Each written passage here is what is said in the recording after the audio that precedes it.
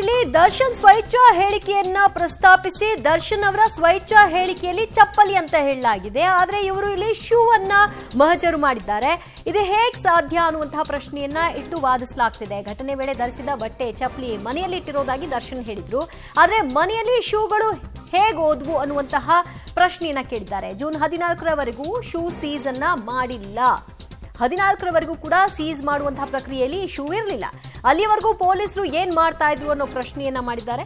ಕೃತ್ಯದ ದಿನ ದರ್ಶನ್ ಧರಿಸಿದ ಎಲ್ಲಾ ವಸ್ತುಗಳನ್ನ ಮನೆಯಲ್ಲಿಟ್ಟಿದ್ದಾಗಿ ತಿಳಿಸಲಾಗಿದೆ.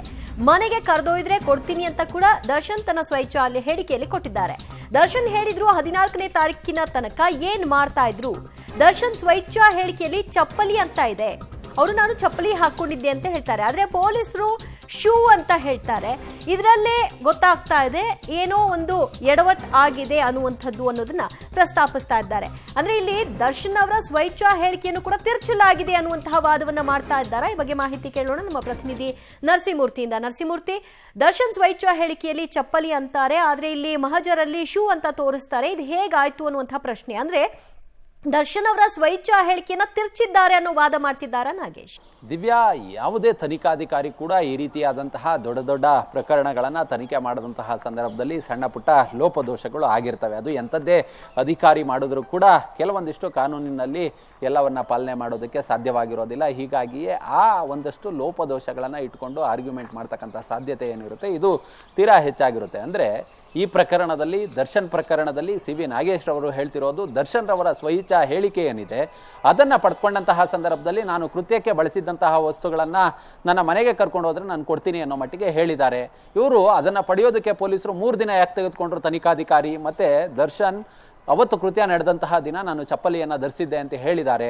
ಅವರ ಮನೆಗೆ ಕರ್ಕೊಂಡೋದಂತಹ ಸಂದರ್ಭದಲ್ಲಿ ಅವತ್ತು ಅವರು ಧರಿಸಿದ್ದಂತಹದ್ದು ಶೂ, ಅದನ್ನು ನಾವು ಸೀಸ್ ಮಾಡಿದ್ದೇವೆ ಅನ್ನೋ ಮಟ್ಟಿಗೆ ಚಾರ್ಜ್ ಶೀಟ್ನಲ್ಲಿ ಉಲ್ಲೇಖವನ್ನು ಮಾಡಿದ್ದಾರೆ. ಅದು ಹೇಗೆ ಶೂ ಆಯಿತು? ಹೀಗೆ ಒಂದಷ್ಟು ಚಾರ್ಜ್ ಶೀಟ್ನಲ್ಲಿನ ಲೋಪದೋಷಗಳು, ನ್ಯೂನತೆಗಳನ್ನು ಇಟ್ಟುಕೊಂಡು ಇದೀಗ ಸಿ ವಿ ನಾಗೇಶ್ ರವರು ತಮ್ಮ ಪ್ರಬಲವಾದಂತಹ ವಾದ ಮಂಡನೆಯನ್ನು ಮಾಡ್ತಿದ್ದಾರೆ.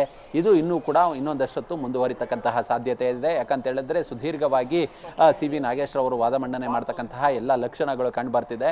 ಒಂದಷ್ಟು ಪಾಯಿಂಟ್ಗಳನ್ನು ಮಾಡ್ಕೊಂಡು ಬಂದಿರ್ತಾರೆ. ಯಾವೆಲ್ಲ ನ್ಯೂನತೆಗಳು, ಲೋಪದೋಷಗಳು ಚಾರ್ಜ್ ಶೀಟ್ನಲ್ಲಿ ಇರುತ್ತೆ ಅವನ್ನ ಗುರುತು ಮಾಡಿ ಇಟ್ಟುಕೊಂಡು ಇದೀಗ ತಮ್ಮ ವಾದದಲ್ಲಿ ಕೋರ್ಟ್ನ ಗಮನ ಸೆಳೆಯುವ ಕೆಲಸವನ್ನ, ನ್ಯಾಯಾಧೀಶರ ಗಮನ ಸೆಳೆಯುವ ಕೆಲಸವನ್ನ ಇದೀಗ ಸಿ ವಿ ನಾಗೇಶ್ ಅವರು ಮಾಡ್ತಿದ್ದಾರೆ. ಅಂದ್ರೆ ನಾವು ಇಲ್ಲಿವರೆಗೂ SPP ಅವರ ಈ ತನಿಖೆ ಏನಿದೆ ಬಹಳ ಅತ್ಯುತ್ತಮವಾಗಿದೆ. ಆ ತನಿಖೆ ಮತ್ತು ಚಾರ್ಜ್ ಶೀಟ್ ಅನ್ನ ಸಲ್ಲಿಕೆ ಮಾಡಿರೋದು ಅಂತ ಕೂಡ ನೋಡ್ತಾ ಇದ್ವಿ. ಆದ್ರೆ ಇಲ್ಲಿ ಸಿ ವಿ ನಾಗೇಶ್ ಅವರು ಹೇಳ್ತಾರೆ ಇದೊಂದು ಕೆಟ್ಟ ತನಿಖೆ ಅಂತ. ಅಂದ್ರೆ ಈ ಎಲ್ಲ ಲೋಪಗಳನ್ನ ಇಟ್ಕೊಂಡೇ ಆ ಪದವನ್ನ ಪ್ರಯೋಗಿಸಿದ್ರ ದಿವ್ಯಾ? ಆರಂಭದಲ್ಲಿ ಅಂದ್ರೆ ವಾದ ಮಂಡನೆ ಆರಂಭವಾದಂತಹ ಸಂದರ್ಭದಲ್ಲಿ ಸಿ ವಿ ನಾಗೇಶ್ ರವರು ಹೇಳಿದಂತಹ ಮಾತಿದು. ಅಂದ್ರೆ SPP ಅವರು ಹೇಳ್ತಿದ್ರು ಇದೊಂದು ಅತ್ಯುತ್ತಮವಾದಂತಹ ತನಿಖೆ, ಅತ್ಯುತ್ತಮವಾದಂತಹ ಚಾರ್ಜ್ ಶೀಟ್ ಅನ್ನೋ ಮಟ್ಟಿಗೆ ಹೇಳ್ತಿದ್ರು. ಆದರೆ ನಾನು ಕಂಡಂತೆ ಇದೊಂದು ವರ್ಸ್ಟ್ ಚಾರ್ಜ್ ಶೀಟ್ ಅನ್ನೋ ಮಟ್ಟಿಗೆ ಸಿ ವಿ ನಾಗೇಶ್ ಅವರು ನ್ಯಾಯಾಧೀಶರ ಗಮನಕ್ಕೆ ತರುವ ಕೆಲಸವನ್ನ ಮಾಡಿದ್ರು. ಅಂದ್ರೆ ಸಾಮಾನ್ಯವಾಗಿ ಚಾರ್ಜ್ ಶೀಟ್ ಅನ್ನ ಸ್ಟಡಿ ಮಾಡಿದಂತಹ ಸಂದರ್ಭದಲ್ಲಿ ಒಂದಷ್ಟು ಲೋಪದೋಷಗಳು ಆಗಿರಬಹುದು, ಅದನ್ನ ಆಧಾರವಾಗಿ ಇಟ್ಕೊಂಡಿರಬಹುದು. ಮತ್ತೆ ಇವರ ಕಕ್ಷಿದಾರರನ್ನ ವಿಚಾರಣೆಗೆ ಒಳಪಡಿಸಿದಂತಹ ಸಂದರ್ಭದಲ್ಲಿ ಅವರಿಂದ ಮಾಹಿತಿಯನ್ನ ಕೇಳಿದಂತಹ ಸಂದರ್ಭದಲ್ಲಿ ಇದು ಈ ರೀತಿಯಾಗಿದೆ ಅನ್ನೋ ಮಟ್ಟಿಗೆ ಇವರು ಮುಂದೆ ಹೇಳಿಕೆಗಳನ್ನ ಕೊಟ್ಟಿರಬಹುದು. ಅದನ್ನ ಕೂಡ ಆಧಾರವಾಗಿ ಇಟ್ಕೊಂಡಿರ್ತಾರೆ. ಈ ಎಲ್ಲಗಳನ್ನ ಸೇರಿಸಿ ಇದೀಗ ಸಿ ವಿ ನಾಗೇಶ್ ಅವರು ವಾದ ಮಂಡನೆಯನ್ನ ಮಾಡ್ತಿದ್ದಾರೆ. ಅಂದ್ರೆ ಇಲ್ಲಿ ಪ್ರಕರಣದಲ್ಲಿ ಪೊಲೀಸರು ಎಲ್ಲೆಲ್ಲಿ ಎಡವಿದ್ದಾರೆ, ಒಂದಷ್ಟು ಈ ಸಾಕ್ಷಿಗಳನ್ನ ಸಂಗ್ರಹ ಮಾಡೋದ್ರಲ್ಲಿರ್ಬೋದು, ಸ್ಥಳ ಮಹಜರ್ ಇರ್ಬೋದು, ಇವೆಲ್ಲವನ್ನ ಕೂಡ ಮ್ಯಾನಿಪ್ಯುಲೇಟ್ ಮಾಡಿದ್ದಾರೆ. ಮತ್ತೆ ಈ ಚಪ್ಪಲಿಯನ್ನ ಧರಿಸಿದಂತಹ ಸಂದರ್ಭದಲ್ಲಿ ಶೂ ಅಂತ ಹೇಳಿದ್ದಾರೆ. ಇದು ಮ್ಯಾಜಿಕ್ಕು. ಈ ರೀತಿಯಾಗಿ ಕೋರ್ಟ್ನಲ್ಲಿ ವಾದ ಮಂಡನೆಯನ್ನ ಸಿ ವಿ ನಾಗೇಶ್ ಅವರು ಮುಂದುವರಿಸಿದ್ದಾರೆ.